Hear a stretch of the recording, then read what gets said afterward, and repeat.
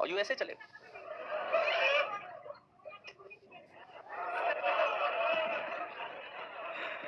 चलिए आइए, अब साउंड थोड़ा बढ़ा दीजिए, साउंड बोल रहा है कम है। हेलो, ठीक है साउंड ठीक। सब ऐसे ये कंफ्यूजन में रहता है हम कहाँ थे। सच बताइएगा, सच लोग को विश्वास नहीं होता है। चलिए आ जाइए। अब देखिए, गांधी जी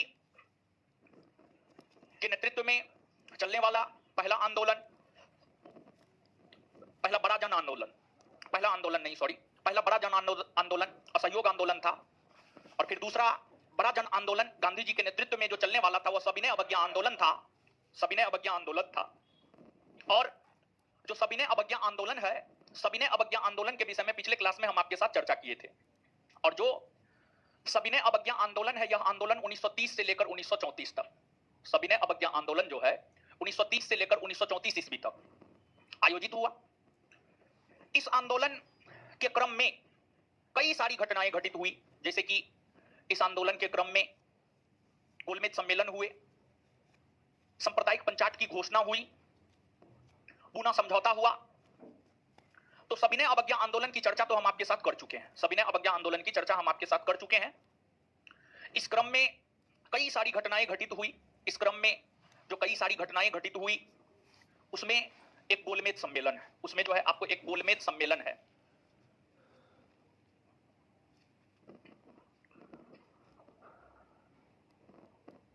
गोलमेज सम्मेलन है। बात अगर आप गोलमेज सम्मेलन की करेंगे तो गोलमेज सम्मेलन को गोलमेज सम्मेलन इसलिए कहा जाता है क्योंकि इस सम्मेलन में गोल मेज पर, मेज मतलब टेबल, समझ गए, मेज कहीं अंग्रेजी होता है टेबल, समझ गए, टेबल होता है। गोल टेबल पर बैठ करके भारत के नेता और ब्रिटेन के नेता विचार विमर्श किए कि आखिरकार क्या करना है, क्या नहीं करना है, कैसे करना है। इसी वजह से सम्मेलन को ही नाम दे दिया गया गोलमेज सम्मेलन, गोलमेज सम्मेलन। और कुल 3 गोलमेज सम्मेलन हुए, कुल 3 गोलमेज सम्मेलन हुए और तीनों गोलमेज सम्मेलन लंदन में आयोजित हुए। कुल मिलाकर के अगर देखा जाए तो 3 गोलमेज सम्मेलन हुए और तीनों के तीनों गोलमेज सम्मेलन जो है आपको लंदन में आयोजित हुए, लंदन में आयोजित हुए। और तीनों गोलमेज सम्मेलन जो लंदन में आयोजित हुआ था, इन तीनों गोलमेज सम्मेलन का उद्घाटन ब्रिटेन के सम्राट जॉर्ज पंचम ने किया था। ब्रिटेन के सम्राट जॉर्ज पंचम, ब्रिटेन के सम्राट जॉर्ज पंचम हुआ करते थे। जॉर्ज पंचम ने ही तीनों गोलमेज सम्मेलन का उद्घाटन किया। और इस समय ब्रिटिश प्रधानमंत्री हुआ करते थे रैमजे मैकडोनाल्ड। ब्रिटेन के जो प्रधानमंत्री हुआ करते थे, ब्रिटेन के प्रधानमंत्री की अगर हम बात करें तो ब्रिटेन के प्रधानमंत्री हुआ करते थे James Ramsay MacDonald, James Ramsay MacDonald. James Ramsay MacDonald जो कि ब्रिटेन के प्रधानमंत्री हुआ करते थे, इन्होंने ही तीनों गोलमेज सम्मेलन की अध्यक्षता की। तीनों गोलमेज सम्मेलन की अध्यक्षता इन्होंने ही की, जेम्स रैमजे मैकडोनाल्ड ने ही की। जो 3 गोलमेज सम्मेलन हुए हैं, इसमें अगर प्रथम गोलमेज सम्मेलन की बात करें तो जो प्रथम गोलमेज सम्मेलन है यह आपको नवंबर 1930 में प्रारंभ हुआ, नवंबर 1930 में प्रारंभ हुआ। और यह गोलमेज सम्मेलन क्यों आयोजित हुए, यह गोलमेज सम्मेलन क्यों आयोजित हुए, तो उसका आंसर यह है कि साइमन कमीशन आयोग ने अपनी रिपोर्ट वर्ष 1930 ईस्वी में दी थी। साइमन कमीशन आयोग ने जो अपनी रिपोर्ट वर्ष 1930 में दी थी, उस रिपोर्ट पर विचार विमर्श करने के लिए ही प्रथम गोलमेज सम्मेलन आयोजित हुए। इस प्रथम गोलमेज सम्मेलन में भारत की तरफ से टोटल 89 प्रतिनिधि शामिल हुए थे, कुल 89 लोग शामिल हुए थे। लेकिन कांग्रेस शामिल नहीं हुआ था। और कांग्रेस शामिल नहीं हुआ था इसलिए इस गोलमेज सम्मेलन का कोई परिणाम निकलकर सामने नहीं आ पाया। कांग्रेस शामिल नहीं हुआ था इसलिए इस गोलमेज सम्मेलन का कोई परिणाम निकल करके सामने नहीं आ पाया और यह गोलमेज सम्मेलन असफल रहा। लेकिन इस गोलमेज सम्मेलन के माध्यम से पहली बार, इस गोलमेज सम्मेलन के माध्यम से जो है पहली बार भारतीय राजनेताओं को ब्रिटिश सरकार ने अपने समकक्ष का दर्जा दिया, यानी अपने बराबर का दर्जा दिया। अपने बराबर का दर्जा जो है पहली बार ब्रिटिशों ने भारतीयों को प्रथम गोलमेज सम्मेलन के जरिए ही प्रदान किया, परंतु यह गोलमेज सम्मेलन असफल रहा। और इसकी असफलता का सबसे बड़ा कारण था कांग्रेस का प्रथम गोलमेज सम्मेलन में भाग नहीं लेना। कांग्रेस जो प्रथम गोलमेज सम्मेलन में भाग नहीं लिया, यही घटना प्रथम गोलमेज सम्मेलन के असफलता का कारण बना और फिर प्रथम गोलमेज सम्मेलन के असफल होने के बाद आपको 1931 के शुरुआती दिनों में मार्च 1931 में गांधी इरविन समझौता हुआ। गांधी इरविन समझौता को स्वीकृति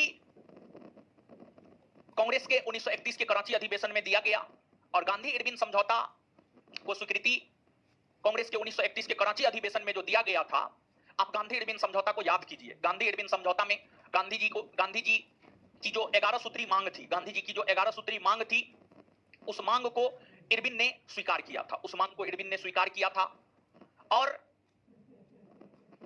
इरविन के कहने पर गांधी जी ने सविनय अवज्ञा आंदोलन को कुछ समय के लिए स्थगित कर दिया था। तो जो गांधी इरविन समझौता हुआ था, गांधी इरविन समझौता के तहत ही, या फिर यूं कहे कि गांधी इरविन समझौता पर विचार विमर्श करने को लेकर ही द्वितीय गोलमेज सम्मेलन हुए। और बात अगर आप द्वितीय गोलमेज सम्मेलन की करेंगे तो जो द्वितीय गोलमेज सम्मेलन है ये 7 सितंबर 1931 को शुरू हुआ। 7 सितंबर 1931 को यह शुरू हुआ और द्वितीय गोलमेज सम्मेलन में कांग्रेस भाग लिया था। एकमात्र गोलमेज सम्मेलन द्वितीय गोलमेज सम्मेलन था जिसमें कांग्रेस भाग लिया।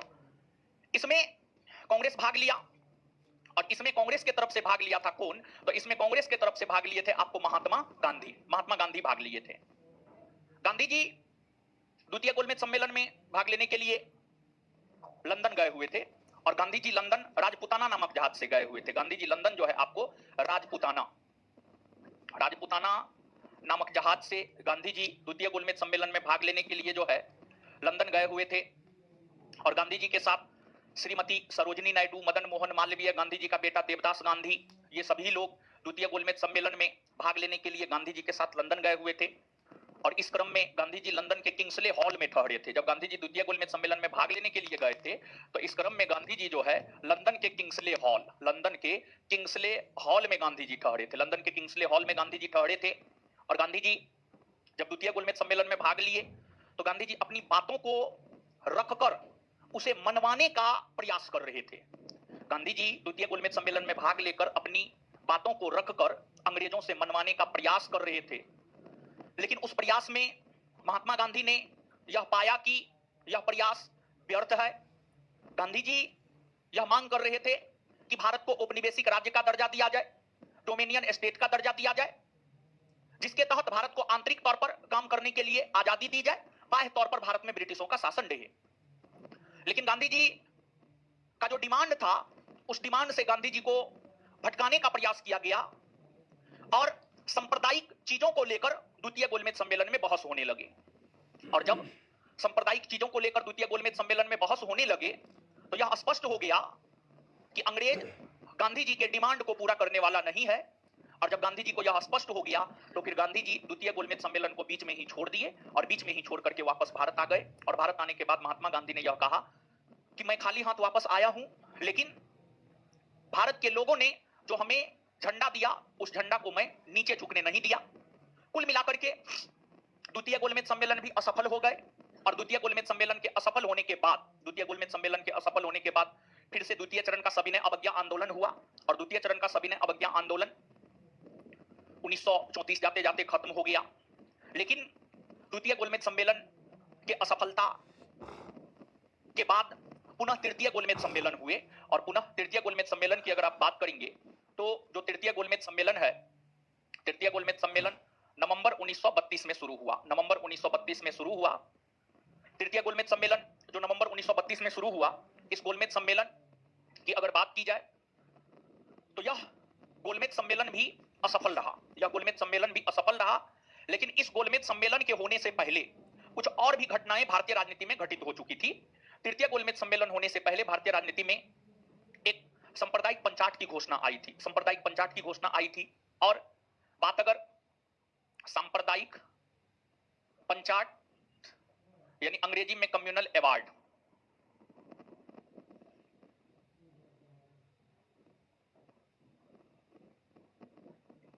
अंग्रेजी में कम्युनल अवार्ड, सांप्रदायिक पंचाट यानी अंग्रेजी में कम्युनल अवार्ड, जो सांप्रदायिक पंचाट की घोषणा आई थी, यह घोषणा इंग्लैंड के प्रधानमंत्री जेम्स रेमजे मैकडोनाल्ड के द्वारा किया गया था। यह घोषणा जो है इंग्लैंड के प्रधानमंत्री रेमजे मैकडोनाल्ड के द्वारा सांप्रदायिक पंचाट की घोषणा 16 अगस्त 1932 अगस्त 1932 में सांप्रदायिक पंचायत की घोषणा जो है आपको की गई थी। अगस्त 1932 में सांप्रदायिक पंचायत की घोषणा इंग्लैंड के प्रधानमंत्री जेम्स रैमजे मैकडोनाल्ड के द्वारा किया गया था।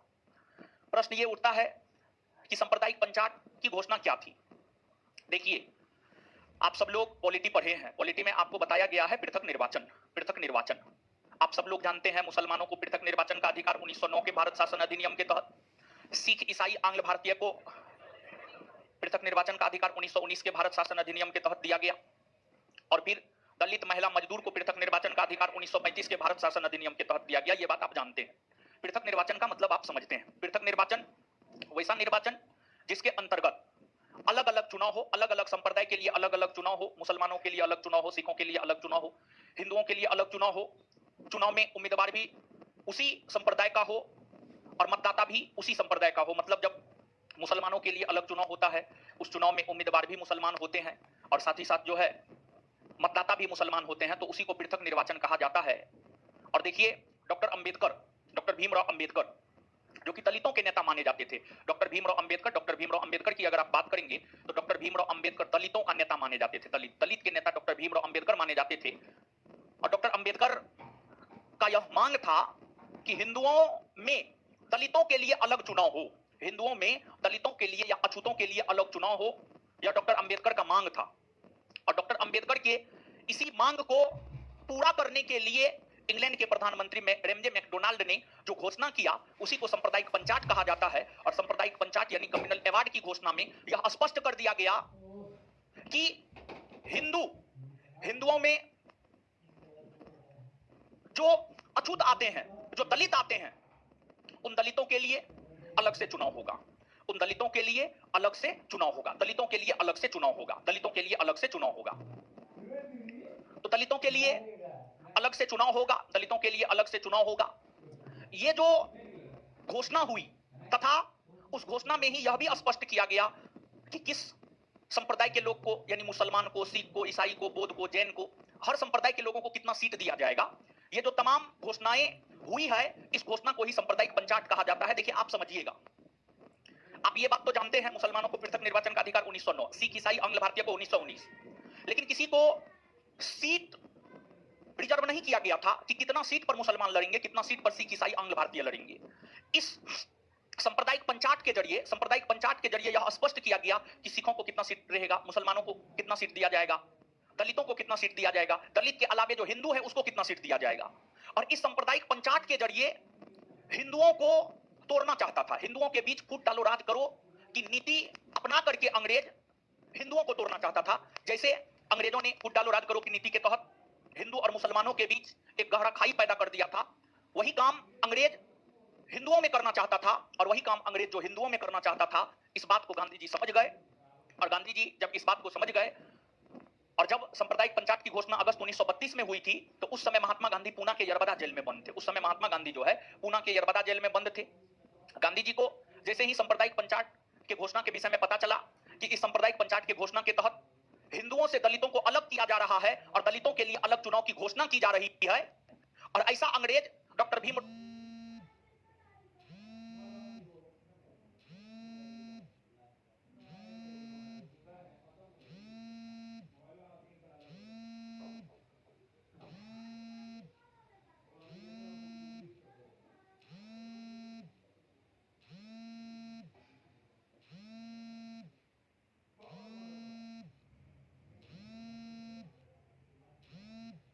से ही पुणे के यरबदा जेल में महात्मा गांधी और डॉक्टर अंबेडकर के बीच समझौता हुआ, जिस समझौता को पूना समझौता कहा जाता है। और इस पूना समझौता के जरिए महात्मा गांधी उच्च जाति के हिंदू और निम्न जाति के हिंदू को दो भागों में विभक्त होने से बचा लिया। देखिए, एक बार फिर से इस बात को समझिएगा। डॉक्टर अंबेडकर के डिमांड पर सांप्रदायिक पंचायत की घोषणा हुई। सांप्रदायिक पंचायत में क्या था? तो सांप्रदायिक पंचायत में यह था, हिंदुओं से दलित को अलग किया गया और यह व्यवस्था किया गया कि दलितों के लिए अलग चुनाव होंगे, जिस चुनाव में दलित ही उम्मीदवार होंगे और मतदाता भी दलित ही होंगे। तो इस सांप्रदायिक पंचायत के घोषणा के जरिए अंग्रेज हिंदुओं के बीच फूट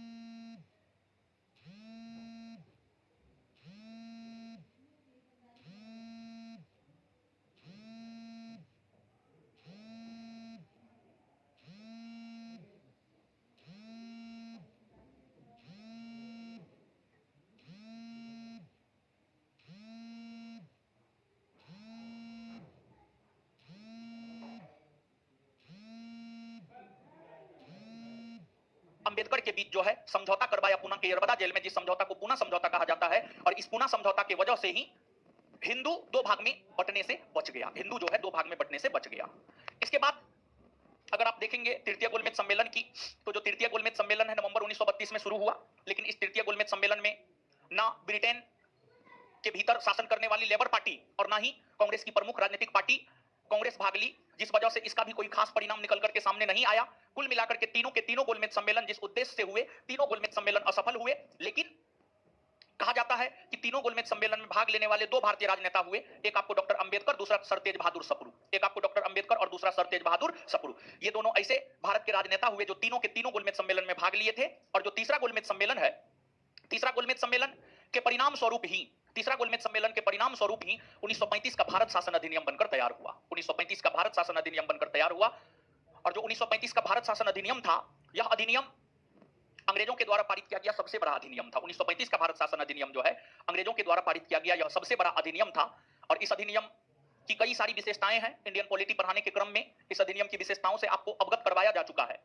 इस अधिनियम में एक प्रावधान यह भी किया गया था कि प्रांतों में विधानसभा के चुनाव होंगे। और इस अधिनियम के प्रावधानों के तहत ही पहली बार 1937 ईस्वी में प्रांतों में विधानसभा के चुनाव हुए। 1937 ईस्वी में पहली बार प्रांतों में विधानसभा के चुनाव हुए। और उस समय भारत में प्रांतों की संख्या हुआ करती थी 11। उस समय भारत में प्रांतों की संख्या 11 हुआ करती थी। जो 11 प्रांत था, बिहार, बंगाल, मद्रास, पंजाब, संयुक्त प्रांत, मध्य प्रांत, बंबई, सिंध, असम, उत्तरी पश्चिमी सीमा प्रांत, ये तमाम प्रांत उस समय हुआ करते थे। उस समय के जो ये तमाम प्रांत थे, उन प्रांतों में से 5 प्रांत में कांग्रेस को पूर्ण बहुमत प्राप्त हुआ। 5 प्रांत में कांग्रेस को पूर्ण बहुमत प्राप्त हुआ। जिस 5 प्रांत में कांग्रेस को पूर्ण बहुमत प्राप्त हुआ, उस 5 प्रांत में तो कांग्रेस सरकार का गठन किया है। 5 प्रांत जहां पर कांग्रेस को पूर्ण बहुमत मिला था, वो 5 प्रांत था बिहार, उड़ीसा, मद्रास, संयुक्त प्रांत और मध्य प्रांत, ये 5 प्रांत हुए जहां पर कांग्रेस को पूर्ण बहुमत मिला। तो जब इन प्रांतों में कांग्रेस को पूर्ण बहुमत मिला, तो कांग्रेस ने इन प्रांतों में सरकार का गठन किया। इसके अलावे 3 प्रांत में कांग्रेस सबसे बड़ी पार्टी बनकर उभरी। 3 प्रांत में कांग्रेस सबसे बड़ी पार्टी बनकर उभरी। जिस 3 प्रांत में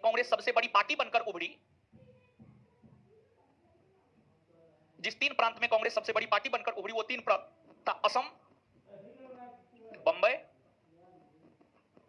और उत्तरी पश्चिमी सीमा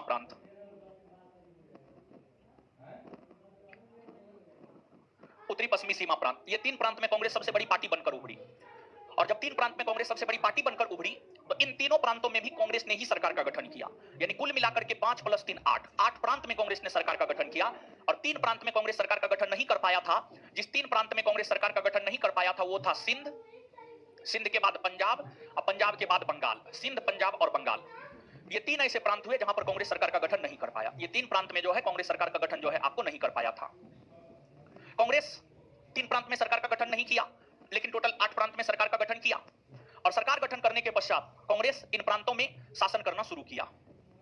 कांग्रेस लगभग 28 माह तक शासन किया। और 28 माह तक शासन करने के बाद कांग्रेस 1939 ईस्वी में मंत्रिमंडल से त्यागपत्र दे दिया। 1939 ईस्वी में कांग्रेस जब मंत्रिमंडल से त्यागपत्र दे दिया, तो कांग्रेस के मंत्रिमंडल से त्यागपत्र देने के बाद इसे मुस्लिम लीग ने मुक्ति दिवस के रूप में मनाया। 22 दिसंबर 1939 को मुस्लिम लीग ने मुक्ति दिवस या धन्यवाद दिवस के रूप में मनाया। मुक्ति दिवस या धन्यवाद दिवस के रूप में मनाया। अब प्रश्न यह उठता है कि कांग्रेस 28 माह तक प्रांतों में शासन करने के बाद त्यागपत्र क्यों दे दिया मंत्रिमंडल से? तो देखिए, वर्ष 1939 में सेकेंड वर्ल्ड वॉर, द्वितीय विश्व युद्ध की शुरुआत हुई।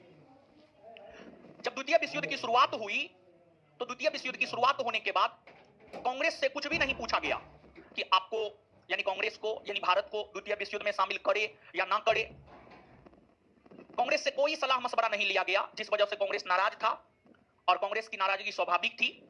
और इसी वजह से कांग्रेस जो है मंत्रिमंडल से त्यागपत्र दे दिया और कांग्रेस को मनाने का प्रयास किया गया। लेकिन कांग्रेस ने यह कहा कि आप हमें यह आश्वासन दीजिए कि द्वितीय विश्व युद्ध समाप्त होने के बाद भारत को आजाद कर देंगे, तभी हम द्वितीय विश्व युद्ध में आपका साथ देंगे, नहीं तो हम आपका साथ नहीं देंगे। कांग्रेस ने जब यह डिमांड किया कि आप हमें यह आश्वासन दीजिए कि द्वितीय विश्व युद्ध के बाद हम भारत को आजाद कर देंगे, तभी हम साथ देंगे, नहीं तो साथ नहीं देंगे, अंग्रेज यह आश्वासन देने से इनकार कर दिया, अंग्रेज यह आश्वासन देने से इनकार कर दिया और कांग्रेस ने अपने आप को द्वितीय विश्व युद्ध से अलग कर लिया, कांग्रेस ने अपने आप को द्वितीय विश्व युद्ध से अलग कर लिया। और जब कांग्रेस अपने आप को द्वितीय विश्व युद्ध से अलग कर लिया तो उस समय भारतीय वायसराय हुआ करता था लॉर्ड लिनलिथगो, लॉर्ड लिनलिथगो। और लॉर्ड लिनलिथगो की अगर आप बात करेंगे तो लॉर्ड लिनलिथगो ने कांग्रेस तथा भारतीयों को द्वितीय विश्व युद्ध में ब्रिटेन का साथ दिलवाने को लेकर 8 अगस्त 1940 को 8 अगस्त 1940 को भारतीयों के समक्ष एक प्रस्ताव रखा। लॉर्ड लिनलिथगो ने 8 अगस्त 1940 को भारतीयों के समक्ष जो प्रस्ताव रखा वह प्रस्ताव ही आपको अगस्त प्रस्ताव कहलाया, वह प्रस्ताव जो है आपको अगस्त प्रस्ताव कहलाया। अगस्त प्रस्ताव में छोटी मोटी बातें की गई थी और अगस्त प्रस्ताव में जो छोटी मोटी बातें की गई थी कांग्रेस इस अगस्त प्रस्ताव को स्वीकार नहीं किया, लेकिन फिर भी अंग्रेजों ने यह अफवाह फैला दिया कि भारत द्वितीय विश्व युद्ध में ब्रिटेन के साथ खड़ा है। और अंग्रेजों ने जो यह अफवाह फैला दिया कि भारत द्वितीय विश्व युद्ध में ब्रिटेन के साथ खड़ा है, इस अफवाह को दूर करने के लिए महात्मा गांधी ने 17 अक्टूबर 1940 से 17 अक्टूबर 1940 से महाराष्ट्र के पवनार आश्रम से 17 अक्टूबर 1940 से महाराष्ट्र के पवनार आश्रम से एक सत्याग्रह की शुरुआत किया जिसे व्यक्तिगत सत्याग्रह कहा गया, एक सत्याग्रह की शुरुआत किया जिसे व्यक्तिगत सत्याग्रह कहा गया। और व्यक्तिगत सत्याग्रह की अगर आप बात करेंगे तो व्यक्तिगत सत्याग्रह के अंतर्गत महात्मा गांधी 1 बाय 1 राजनेताओं से मिल रहे थे और उन्हें दिल्ली जाने को लेकर प्रेरित कर रहे थे और उन्हें अपनी मांग बता रहे थे कि अंग्रेजों से हमें क्या मांग करना है। और इस सत्याग्रह के अंतर्गत 25,000 सत्याग्रही बनाए गए थे और इस सत्याग्रह का लक्ष्य था दिल्ली जाने का, जिस वजह से इस व्यक्तिगत सत्याग्रह को दिल्ली चलो आंदोलन भी कहा जाता है। दिल्ली चलो आंदोलन, दिल्ली चलो आंदोलन, दिल्ली चलो आंदोलन भी कहा जाता है। और इस व्यक्तिगत सत्याग्रह के अंतर्गत प्रथम सत्याग्रही विनोबा भावे, द्वितीय सत्याग्रही जवाहरलाल नेहरू और तृतीय सत्याग्रही ब्रह्मदत्त, तृतीय सत्याग्रही जो है आपको ब्रह्मदत्त बने। फिर ऑनवर्ड 25,000 सत्याग्रही तक जो है आपको बने। और व्यक्तिगत सत्याग्रह आंदोलन चलाने का सबसे बड़ा उद्देश्य यह था कि यह बात स्पष्ट करना था कि भारत द्वितीय विश्व युद्ध में ब्रिटेन के साथ नहीं है। भारत द्वितीय विश्व युद्ध में ब्रिटेन के साथ नहीं है। भारत द्वितीय विश्व युद्ध में ब्रिटेन के साथ खड़ा नहीं है। इस बात को स्पष्ट करने के उद्देश्य से ही, इस बात को स्पष्ट करने के उद्देश्य से ही जो है आपको व्यक्तिगत सत्याग्रह आंदोलन चलाए गए। भारत द्वितीय विश्व युद्ध में ब्रिटेन के साथ नहीं है, इस बात को स्पष्ट करने के लिए ही व्यक्तिगत सत्याग्रह आंदोलन चलाए गए। और इस व्यक्तिगत सत्याग्रह आंदोलन के माध्यम से महात्मा गांधी तथा कांग्रेस इस बात को स्पष्ट करने में सफल रहा कि भारत द्वितीय विश्व युद्ध में ब्रिटेन के साथ खड़ा नहीं है। और भारत के ब्रिटेन के साथ नहीं खड़ा होने का खामियाजा ब्रिटेन को भुगतना पड़ रहा था। जगह जगह ब्रिटेन की हार हो रही थी, जगह जगह ब्रिटेन की हार हो रही थी। और जब जगह जगह ब्रिटेन की हार हो रही थी तो चीन, अमेरिका, रूस, ऑस्ट्रेलिया जैसे देशों ने ब्रिटेन पर दबाव बनाया कि आप भारत को द्वितीय विश्व युद्ध में अपने साथ लीजिए। और जब अमेरिका, चीन, ऑस्ट्रेलिया जैसे देशों ने ब्रिटेन पर दबाव बनाया भारत को अपने साथ लेने को लेकर, तो फिर मार्च 1942 में सर स्टेफर्ड क्रिप्स के नेतृत्व में मार्च 1942 में एक सदस्यीय मिशन भारत भेजा गया जिसे क्रिप्स मिशन कहा गया। क्रिप्स मिशन का भारत आगमन 23 मार्च 1942 को हुआ। क्रिप्स मिशन भारत जब आया तो भारतीयों को इस क्रिप्स मिशन से काफी अपेक्षा थी कि क्रिप्स मिशन के जरिए हो सकता है इस बात की घोषणा कर दी जाए कि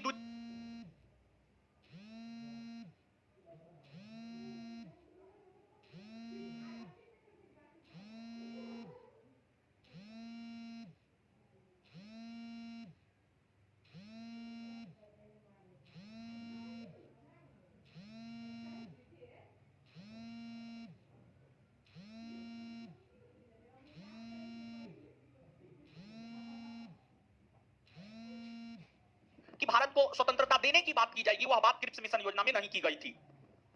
मतलब खोदा बाहर निकली चूहिया, मतलब जो अपेक्षा थी वह अपेक्षा भारतीयों का पूर्ण नहीं हो पाया, जिस वजह से कांग्रेस तथा मुस्लिम लीग दोनों ने क्रिप्स मिशन योजना की सिफारिशों को मानने से इनकार कर दिया। क्रिप्स मिशन योजना की सिफारिशों को मानने से इनकार कर दिया और क्रिप्स मिशन की सिफारिशों को महात्मा गांधी ने पोस्ट डेटेड चेक कहा। पोस्ट डेटेड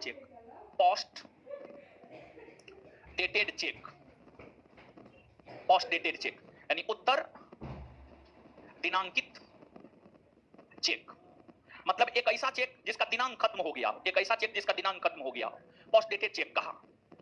और क्रिप्स मिशन की असफलता तथा 1942 ईस्वी में यह आभास होने लगा कि हो सकता है जापान भारत पर आक्रमण न कर दे, हो सकता है जापान भारत पर आक्रमण न कर दे। ये सब संभावनाओं तथा क्रिप्स मिशन योजना की असफलता, क्रिप्स मिशन योजना से जो भारतीयों को आशा थी वह आशा निराशा में तब्दील हो गई, वह आशा निराशा में तब्दील हो गई। क्रिप्स मिशन योजना की असफलता के बाद ही महात्मा गांधी ने कांग्रेस के समक्ष भारत छोड़ो आंदोलन चलाए जाने का प्रस्ताव रखा। और जब कांग्रेस के समक्ष भारत छोड़ो आंदोलन चलाए जाने का प्रस्ताव रखा गया तो कांग्रेस ने सिरे से इसको नकार दिया। कांग्रेस ने इसे सिरे से इसलिए नकार दिया क्योंकि इससे पहले महात्मा गांधी सविनय अवज्ञा आंदोलन और असहयोग आंदोलन चला चुके थे। दोनों आंदोलन असफल हो चुका था, दोनों आंदोलन असफल हो चुका था। दोनों आंदोलन का लक्ष्य था देश को आजाद करवाना, लेकिन दोनों आंदोलनों के जरिए देश आजाद नहीं हो पाया। इसलिए कांग्रेस तथा गांधी जी के जो करीबी नेता थे, इंक्लूडिंग जवाहरलाल नेहरू तक, शुरू में भारत छोड़ो आंदोलन चलाने के प्रस्ताव को अस्वीकार दिया, अस्वीकार किया कहना। लेकिन फिर गांधी जी गुस्सा हो गए और गांधी जी कांग्रेस को चुनौती दिए और कहे कि अगर कांग्रेस भारत छोड़ो आंदोलन नहीं करती है तो हम इस देश के एक मुट्ठी बालू से ही कांग्रेस से बड़ी संस्था खड़ा कर देंगे। इस देश के एक मुट्ठी बालू से ही कांग्रेस से बड़ी संस्था खड़ा कर देंगे। मैं इस देश की बालू से ही कांग्रेस से बड़ी संस्था खड़ा कर दूंगा। ऐसी बात गांधी जी ने कांग्रेस को कहा। गांधी जी की चुनौती से कांग्रेस डर गया और फिर कांग्रेस ने स्वीकार किया कि चलिए ठीक है, जब आपकी इच्छा है भारत छोड़ो आंदोलन चलाने की तो ठीक है, चलाइए आप।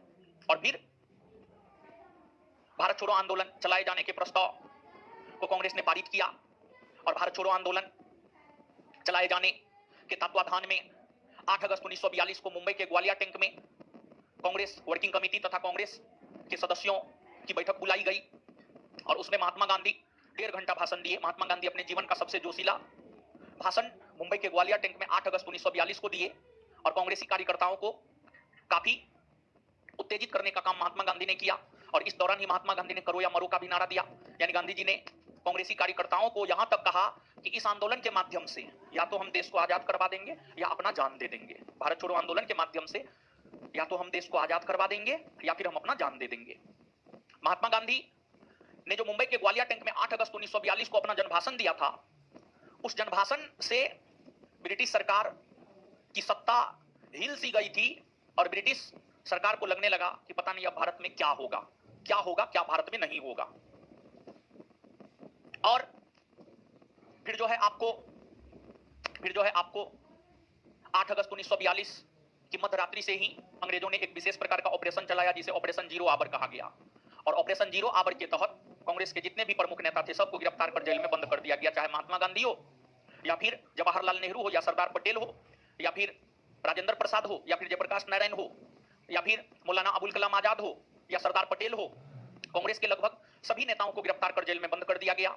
लेकिन फिर भी भारत छोड़ो आंदोलन की अगर हम बात करें तो भारत छोड़ो आंदोलन 9 अगस्त 1942, भारत छोड़ो आंदोलन 9 अगस्त 1942 को भारत छोड़ो आंदोलन प्रारंभ हुआ। इस आंदोलन का कोई भी नेतृत्व करता नहीं था। इस आंदोलन की अगर आप बात करेंगे तो इस आंदोलन का कोई भी नेतृत्व करता नहीं था। कोई भी नेतृत्व करता जो है आपको इस आंदोलन का नहीं था। नेतृत्व विहीन आंदोलन था भारत छोड़ो आंदोलन, क्योंकि आंदोलन शुरू होने से पहले ही, आंदोलन 9 अगस्त 1942 को प्रारंभ हुआ, आंदोलन शुरू होने से पहले ही कांग्रेस के प्रमुख नेताओं को गिरफ्तार कर जेल में बंद कर दिया गया। महात्मा गांधी इस आंदोलन को नेतृत्व प्रदान करते, लेकिन महात्मा गांधी को भी गिरफ्तार कर जेल में बंद कर दिया गया। और इस आंदोलन के दौरान महात्मा गांधी को पूना के आगा खां पैलेस में बंद किया गया था। पूना के आगा खां पैलेस, पूना के आगा खां पैलेस, पूना के आगा खां पैलेस में बंद कर दिया गया।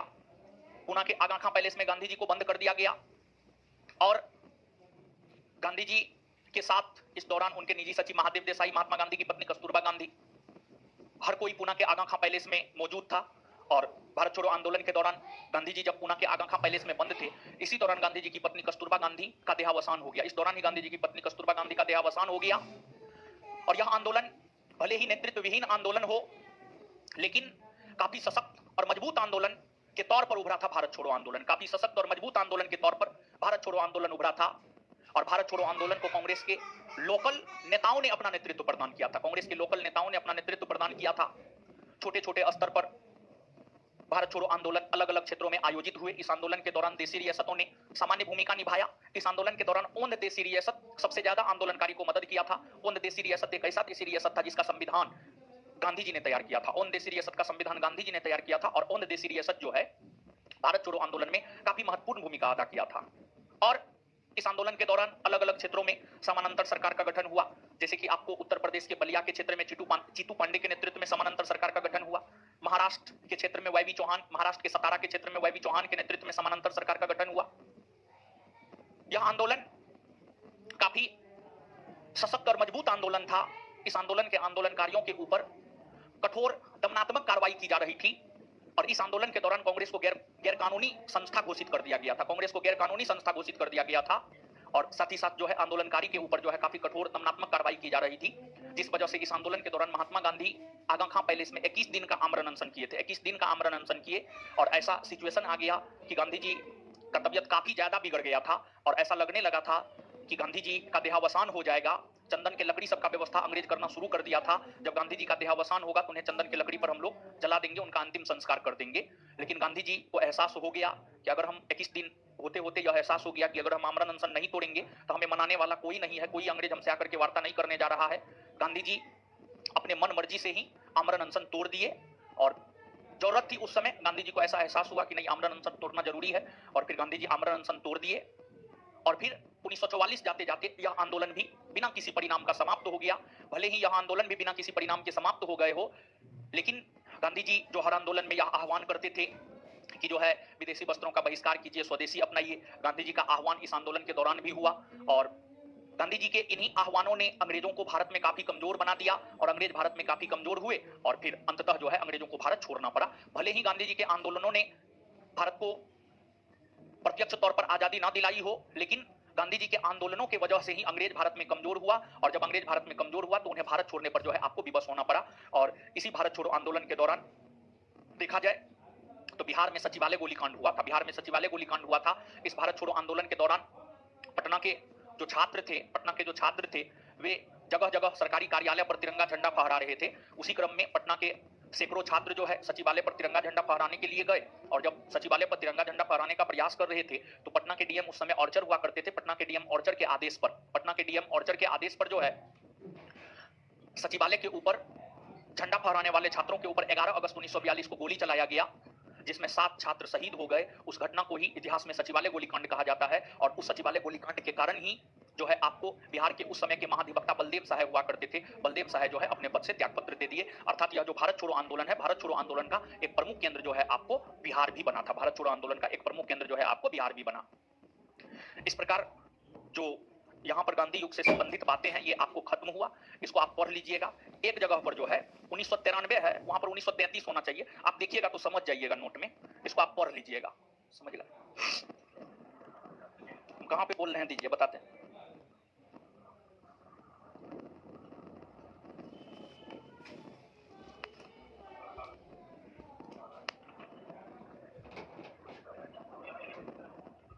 पेज नंबर 318, तृतीय गोलमेज सम्मेलन, लास्ट से दूसरा पॉइंट। अप्रैल 1993 में इंग्लैंड की संसद के दोनों सदन की एक संयुक्त प्रवर समिति बनाई गई।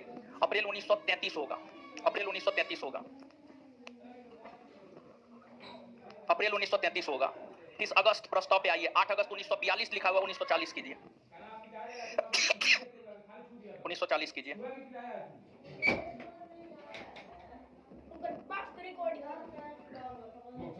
चलिए आइए तो कुछ लिखाते हैं, लिखिए तो कुछ लिखाते हैं, लिखिए।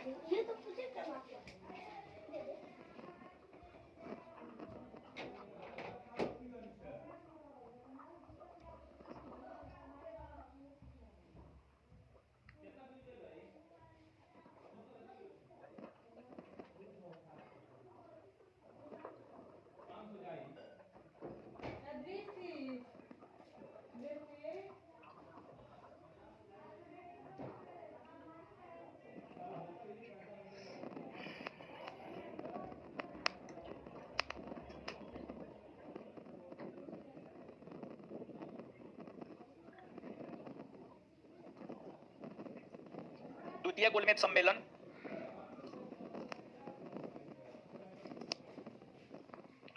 द्वितीय गोलमेज सम्मेलन में भाग लेने के लिए,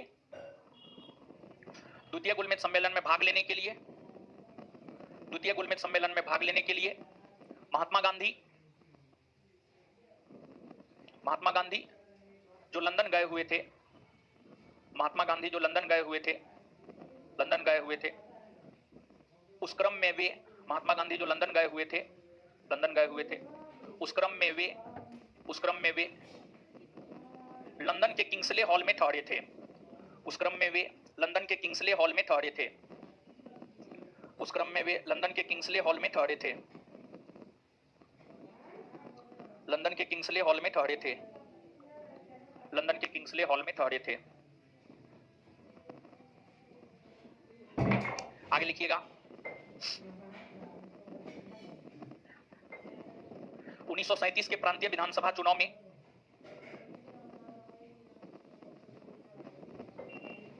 1937 के प्रांतीय विधानसभा चुनाव में कांग्रेस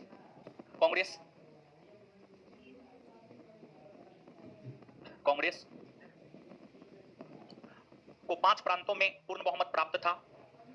कांग्रेस को 5 प्रांतों में पूर्ण बहुमत प्राप्त हुआ। कांग्रेस को 5 प्रांतों में पूर्ण बहुमत प्राप्त हुआ। कांग्रेस को 5 प्रांतों में पूर्ण बहुमत प्राप्त हुआ, जो निम्न था। 1 नंबर में बिहार, 1 नंबर में बिहार, 2 नंबर में उड़ीसा, 1 नंबर में बिहार, 2 नंबर में उड़ीसा, 3 नंबर में मद्रास, 3 नंबर में मद्रास, 4 नंबर में संयुक्त प्रांत, 5 नंबर में मध्य प्रांत। बिहार, उड़ीसा, मद्रास, संयुक्त प्रांत, मध्य प्रांत। बिहार, उड़ीसा, मद्रास, संयुक्त प्रांत, मध्य प्रांत। बिहार, उड़ीसा, मद्रास, संयुक्त प्रांत, मध्य प्रांत। Full stop. 3 प्रांत में कांग्रेस सबसे बड़ी पार्टी बनकर उभरी थी। 3 प्रांत में कांग्रेस सबसे बड़ी पार्टी बनकर उभरी थी। 3 प्रांत में कांग्रेस सबसे बड़ी पार्टी बनकर उभरी थी। 3 प्रांत में कांग्रेस सबसे बड़ी पार्टी बनकर उभरी थी। 3 प्रांत में कांग्रेस सबसे बड़ी पार्टी बनकर उभरी थी। 1 नंबर में असम, 2 नंबर में बंबई, 3 नंबर में उत्तरी पश्चिमी सीमा प्रांत।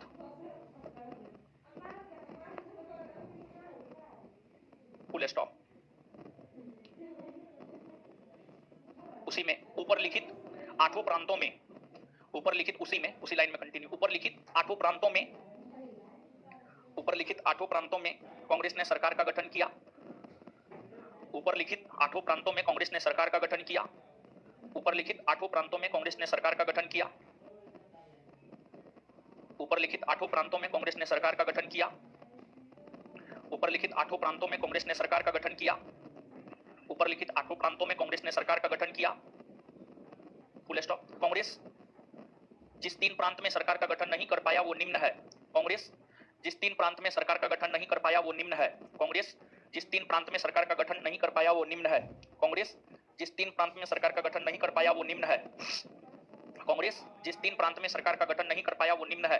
कांग्रेस जिस 3 प्रांत में सरकार का गठन नहीं कर पाया वो निम्न है। 1 नंबर में सिंध, 1 नंबर में सिंध, 2 नंबर में पंजाब, 3 नंबर में बंगाल।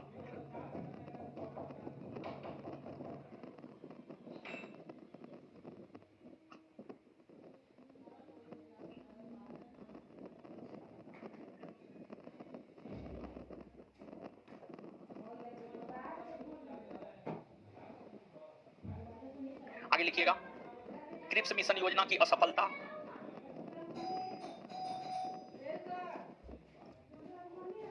क्रिप्स मिशन योजना की असफलता। क्रिप्स मिशन योजना की असफलता के कारण ही, क्रिप्स मिशन योजना की असफलता के कारण ही, क्रिप्स मिशन योजना की असफलता के कारण ही भारत छोड़ो आंदोलन हुए। भारत छोड़ो आंदोलन हुए। भारत छोड़ो आंदोलन हुए। इस आंदोलन का कोई नेतृत्व करता नहीं था। क्रिप्स मिशन योजना की असफलता के कारण ही भारत छोड़ो आंदोलन हुए। इस आंदोलन का कोई नेतृत्व करता नहीं था।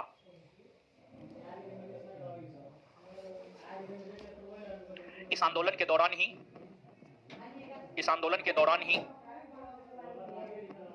इस आंदोलन के दौरान ही, इस आंदोलन के दौरान ही, इस आंदोलन के दौरान ही, इस आंदोलन के दौरान ही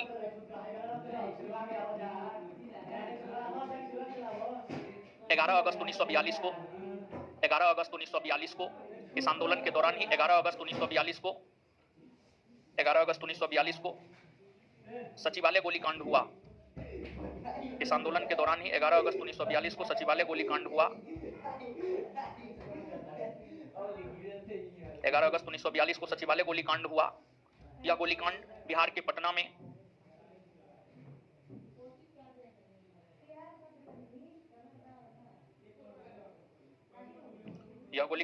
पटना में डीएम ऑर्चर के आदेश पर हुआ।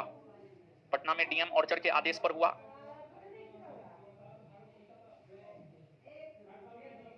यह गोलीकांड पटना में डीएम ऑर्चर के आदेश पर हुआ। इस गोलीकांड में 7 छात्र शहीद हुए।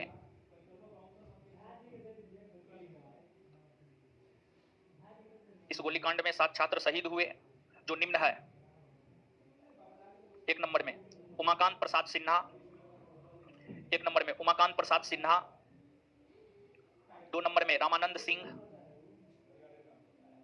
2 नंबर में रामानंद सिंह, 3 नंबर में सतीश प्रसाद झा, 3 नंबर में सतीश प्रसाद झा, 4 नंबर में जगपति कुमार, 4 नंबर में जगपति कुमार, 4 नंबर में जगपति कुमार, 5 नंबर में देवीपत चौधरी, 5 नंबर में देवीपत चौधरी, 5 नंबर में देवीपत चौधरी, देवीपत चौधरी, 5 नंबर में देवीपत चौधरी, देवीपत चौधरी, देवीपत चौधरी,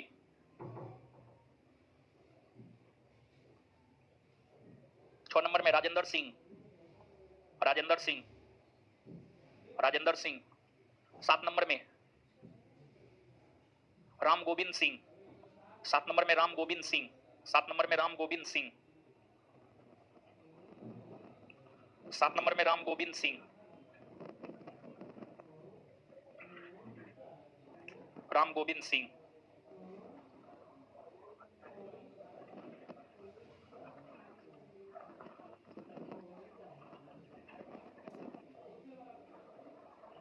राम गोविंद सिंह, फुल स्टॉप। हाँ, उमाकांत सिन्हा हम लिखवाएं। उमाकांत प्रसाद सिन्हा, उनका रमन भी नाम है, रमन भी नाम है। हाँ, उर्फ रमन जी, रमन जी कहा जाता है, रमन सिंह कहा जाता है उनको। हाँ, ठीक है। हाँ हाँ हाँ, चलिए नीचे से एक पॉइंट और लिखिएगा। भारत छोड़ो आंदोलन के दौरान, भारत छोड़ो आंदोलन के दौरान जयप्रकाश नारायण ने, भारत छोड़ो आंदोलन के दौरान जयप्रकाश नारायण ने, जयप्रकाश नारायण ने आजाद दास्ता, जयप्रकाश नारायण ने आजाद दास्ता, आजाद दास्ता का गठन किया। जयप्रकाश नारायण ने आजाद दास्ता का गठन किया, आजाद दास्ता का गठन किया। इस आंदोलन के दौरान, इस आंदोलन के दौरान दिवाली के अवसर पर, दिवाली के अवसर पर, दिवाली के अवसर पर जयप्रकाश नारायण, जयप्रकाश नारायण हजारीबाग सेंट्रल जेल से फरार हो गए थे। जयप्रकाश नारायण हजारीबाग सेंट्रल जेल से फरार हो गए थे। दिवाली के अवसर पर हजारीबाग सेंट्रल जेल से फरार हो गए थे, हजारीबाग सेंट्रल जेल से फरार हो गए थे। नेक्स्ट पॉइंट, भारत छोड़ो आंदोलन के दौरान,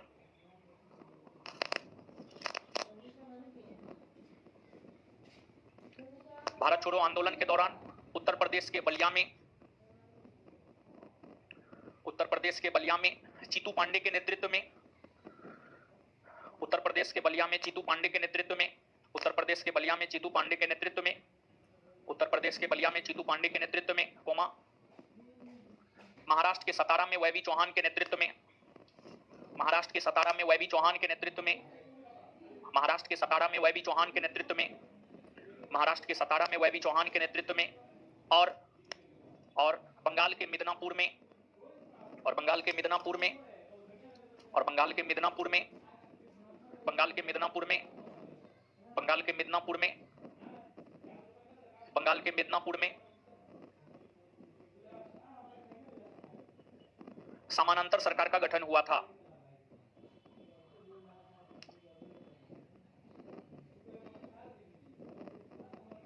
समानांतर सरकार का गठन हुआ था। नेक्स्ट पॉइंट, अगला पॉइंट लिखिएगा।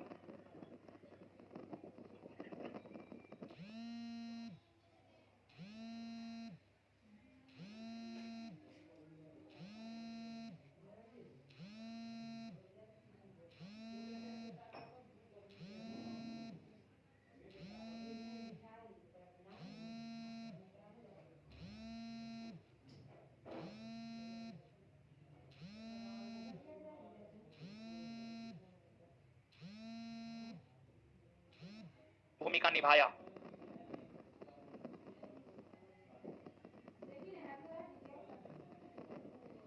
महत्वपूर्ण भूमिका निभाया।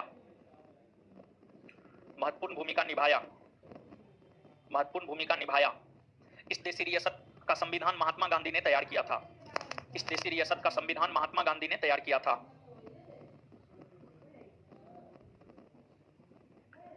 इस देशी रियासत का संविधान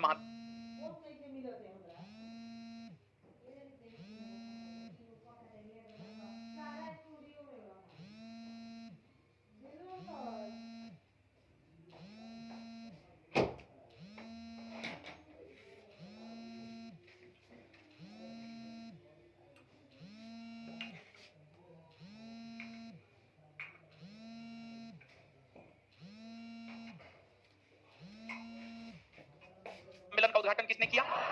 तीनों गोलमेज सम्मेलन के समय ब्रिटेन के प्रधानमंत्री कौन? ब्रिटेन के प्रधानमंत्री। तीनों गोलमेज सम्मेलन की अध्यक्षता किसने किया? James Ramsay MacDonald. तीनों गोलमेज सम्मेलन की अध्यक्षता किसने किया? तीनों गोलमेज सम्मेलन की अध्यक्षता किसने किया? चलिए, प्रथम गोलमेज सम्मेलन कब प्रारंभ हुआ? कब प्रारंभ हुआ? कितने प्रतिनिधि शामिल? कितने प्रतिनिधि? सफल या असफल? किस चीज पर विचार विमर्श करने को लेकर प्रथम गोलमेज सम्मेलन हुआ? साइमन कमीशन आयोग की रिपोर्ट पर विचार विमर्श करने को लेकर। तो साइमन कमीशन आयोग की रिपोर्ट पर विचार विमर्श करने के लिए कौन से गोलमेज सम्मेलन? प्रथम गोलमेज सम्मेलन। प्रथम गोलमेज सम्मेलन किसके रिपोर्ट पर विचार विमर्श करने के लिए? किसके रिपोर्ट पर? साइमन कमीशन आयोग। इसके बाद कांग्रेस एकमात्र कौन गोलमेज सम्मेलन में भाग ली? दूसरा, किसमें? कांग्रेस एकमात्र कौन से गोलमेज सम्मेलन में भाग ली? कांग्रेस की तरफ से कौन भाग ली? कौन भाग लिए? गांधी जी कौन जहाज से लंदन गए? कौन जहाज से? और कहां ठहरे थे? कहां ठहरे थे? गांधी जी का जो डिमांड था उसको पूरा किया गया, बीच में छोड़ के आ गए। और किसने यह कहा कि मैं खाली हाथ वापस लौटा हूं, लेकिन भारत के झंडे को झुकने नहीं दिया? महात्मा। और फिर तृतीय गोलमेज सम्मेलन से ठीक पहले किसने सांप्रदायिक पंचायत की घोषणा किया? रेमजे। रेमजे किसके कहने पर? भीमराव अंबेडकर। किसके कहने पर? और सांप्रदायिक पंचायत के विरोध में महात्मा गांधी पूना के यरबदा जेल में आमरण अनशन पर बैठे, हाँ या ना? और फिर महात्मा गांधी और अंबेडकर के बीच समझौता किसने करवाया? मदन मोहन मालवीय। मदन मोहन। तो पूना समझौता किसके किसके बीच हुआ? गांधी जी और किसके प्रयास से? मदन मोहन। और तृतीय गोलमेज सम्मेलन के परिणाम स्वरूप कौन सा अधिनियम बनकर तैयार? कौन सा अधिनियम? 1935 के भारत शासन अधिनियम के तहत भारत में पहली बार प्रांतीय विधानसभा के चुनाव कब हुए? कब हुए? और उस समय कितने प्रांत थे? 11 प्रांत में से कितने प्रांतों में कांग्रेस को पूर्ण बहुमत? कितने प्रांत में? कौन कौन? कितने प्रांत में कांग्रेस सबसे बड़ी पार्टी बनकर? कौन कौन? कांग्रेस ने सरकार का गठन कितने प्रांतों में किया? 8। कांग्रेस ने सरकार का गठन कितने प्रांत? कौन कौन? कांग्रेस ने सरकार का गठन कितने प्रांतों में? कौन कौन? कांग्रेस कितने प्रांतों में सरकार का गठन नहीं कर? कितने प्रांतों में? कौन कौन? और कितने माह तक शासन करने के बाद कांग्रेस त्याग पत्र दे दिया?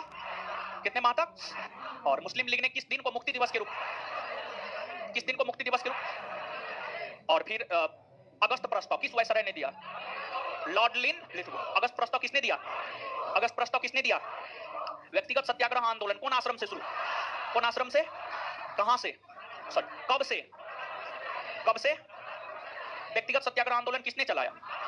महात्मा गांधी। किसने चलाया? व्यक्तिगत सत्याग्रह आंदोलन किसने चलाया? कहां से चलाया? कब से? और व्यक्तिगत सत्याग्रह आंदोलन को और किस नाम से जानते?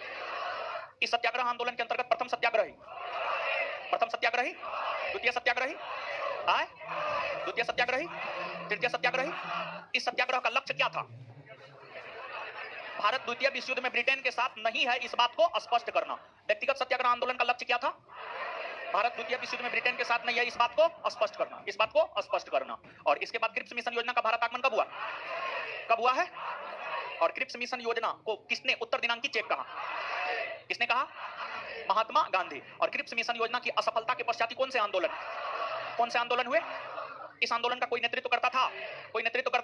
नहीं था। यह आंदोलन कब से शुरू हुआ है? और इस आंदोलन के शुरू होने से पहले ही कौन ऑपरेशन के तहत जो है कांग्रेस के सभी प्रमुख नेताओं को गिरफ्तार कर जेल में बंद कर दिया? ऑपरेशन। लेकिन फिर भी बिना नेतृत्व का भी यह आंदोलन चला ना जी। और 1944 में बिना किसी परिणाम का यह आंदोलन समाप्त हो गया। इस आंदोलन के दौरान बिहार में सचिवालय गोलीकांड हुआ था। बिहार के किस शहर में सचिवालय गोलीकांड, और कब हुआ? 11 अगस्त 1900। और सचिवालय गोलीकांड में कितने छात्र शहीद हुए? कौन शहीद हुए? उमाकांत प्रसाद सिन्हा, राजेंद्र सिंह, राम गोविंद सिंह, समझ गए, सतीश प्रसाद झा, समझ गए, ये सब छात्र जो है आपको शहीद हुए थे। इसके बाद भारत छोड़ो आंदोलन के दौरान जो है समानांतर सरकार का गठन कहां हुआ था? उत्तर प्रदेश के बलिया, महाराष्ट्र के सतारा और बंगाल के मिदनापुर। और नीचे से एक पॉइंट लिखिएगा, भारत छोड़ो आंदोलन के क्रम में ही भारत छोड़ो आंदोलन के क्रम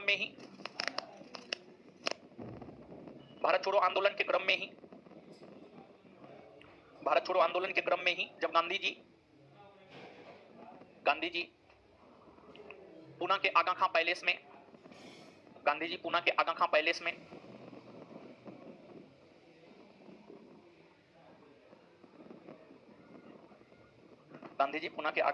में बंद थे तो उनकी पत्नी कस्तूरबा गांधी का देहावसान हो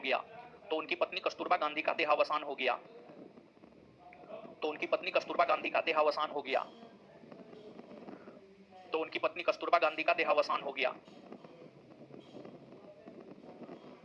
चलिए, इसके बाद अगला चैप्टर है सुभाष चंद्र बोस और,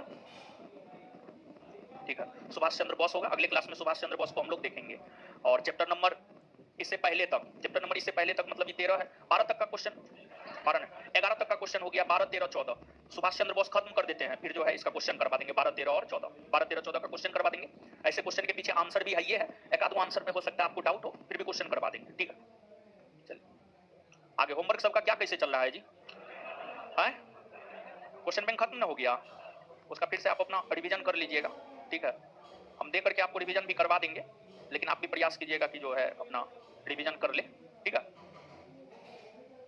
और क्या सब चल रहा है दीजिए, घटना चक्र में आगे बढ़ा देते हैं। क्या चल रहा है इसमें? क्या हो गया है? दे दिए थे, पूछेंगे। अगला चैप्टर होगा सामाजिक और धार्मिक सुधार आंदोलन। इसमें अगला चैप्टर है सामाजिक धार्मिक सुधार आंदोलन। सामाजिक धार्मिक सुधार आंदोलन जो है आप कर लीजिएगा। चैप्टर नंबर 10 है आधुनिक में, लीजिए। तो इसमें हो गया है ना?